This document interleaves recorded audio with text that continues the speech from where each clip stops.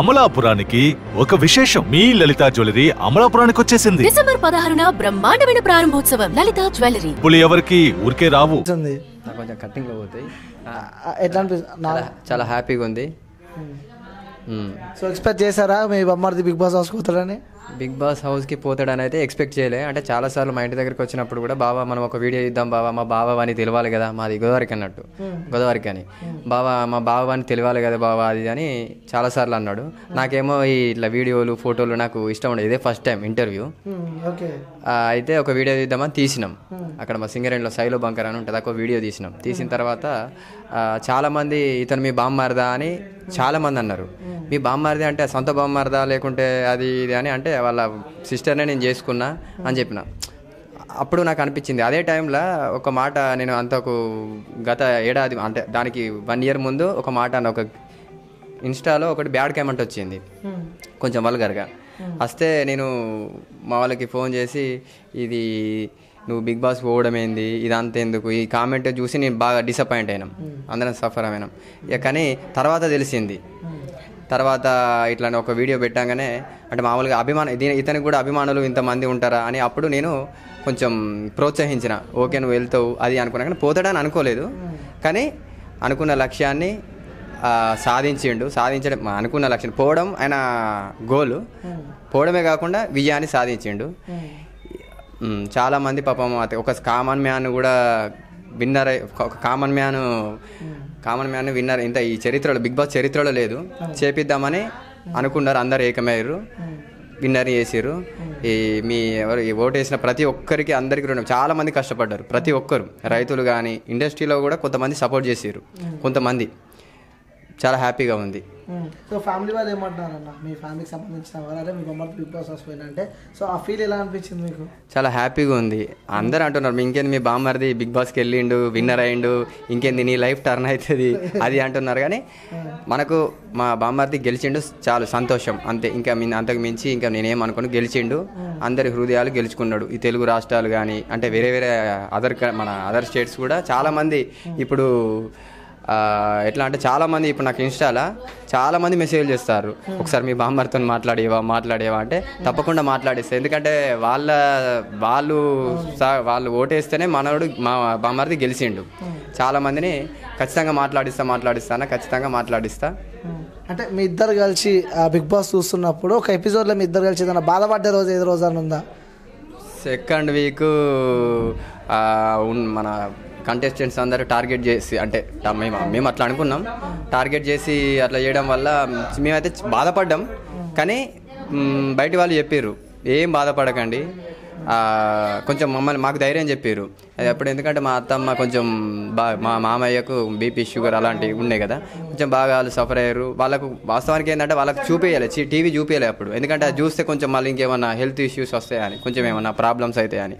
ఇక తర్వాత మెల్లగా ధైర్యం చెప్పి కామన్గా అలాంటివి జరుగుతూనే ఉంటాయి, ఏం కాదు అన్న. ఇక అట్లయితే ముందుకు సాగిపోయింది. ఏదేమైనా శివాజీ గారి చాలా మంది మనకు ఏమైనా ఇన్స్టాల్ అయినా పెట్టినా కూడా కామెంట్లలో స్పై టీంలో ఎవరు విన్ అయినా కూడా ఫుల్ హ్యాపీ అనేది, మేము కూడా హ్యాపీ.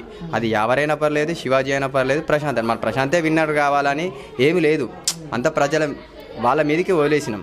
ఎవరు గెలిచినా హ్యాపీ వీళ్ళ ముగ్గురిట్లలో. మేమైతే అనుకున్నాం టాప్ 1, టాప్ 2, టాప్ 3లో వీళ్ళు ముగ్గురే ఉండాలని మేము కోరుకున్నాం. అంటే అన్న ప్రశాంత్ అదే శివాజీ బయటకు వచ్చినప్పుడు కూడా ప్రశాంత్ బీభత్సంగా ఏడ్చింది, అంటే అసలు మునిగిపోయింది. అరే ఇది ఫ్యామిలీ కన్నా ఎక్కువ బాండింగ్ అయిపోయింది. సో ఆ టైంలో కూడా ప్రశాంత్ చాలా బాధపడ్డాడు స్టేజ్ ఎక్కినప్పుడు కూడా.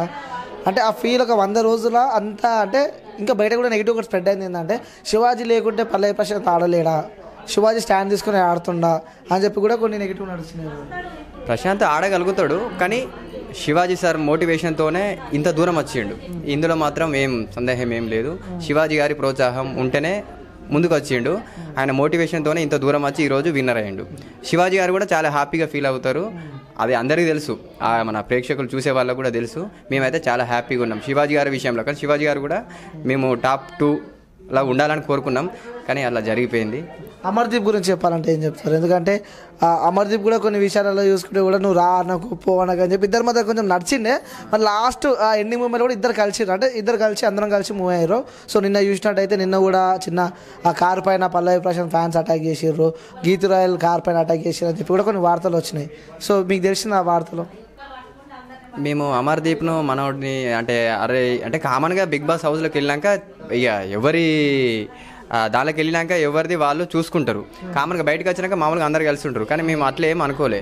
మామూలుగా బయటకు వచ్చినాక కలిసి ఉంటారు, కామన్ లైట్ తీసుకున్నాం. కానీ అప్పుడప్పుడు కోపం వస్తుంది ఎవరైనా కూడా, మనం వాళ్ళనన్నా వాళ్ళు మనల్ని అన్నా. ఎందుకంటే మా ఇంట్లో వాడు కాబట్టి కొంచెం టార్గెట్ చేసినట్టు అది ఇది అని కొంచెం బాధ అనిపించింది.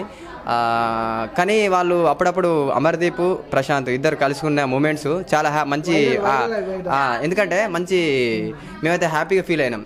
అంటే వీళ్ళు అంటే అమర్దీప్ కూడా గేమ్ బాగానే ఆడుతాడు, కానీ ఏంటంటే మేమేమనుకున్నాం అంటే అన్న కొంచెం చిన్నపిల్లల మనస్తత్వం అని మేము అనుకున్నాం. అంటే బయట వాళ్ళు కూడా అనుకున్నారు, కానీ ఇది అమర్దీప్ కూడా మంచి నైస్ క్యాండిడేటే.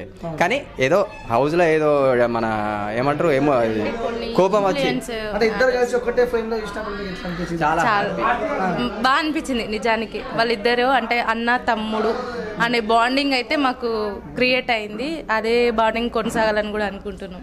అంటే ఒకరికొకరికి కోపాలు లేకుండా అన్నీ మర్చిపోయి అది అక్కడి వరకే.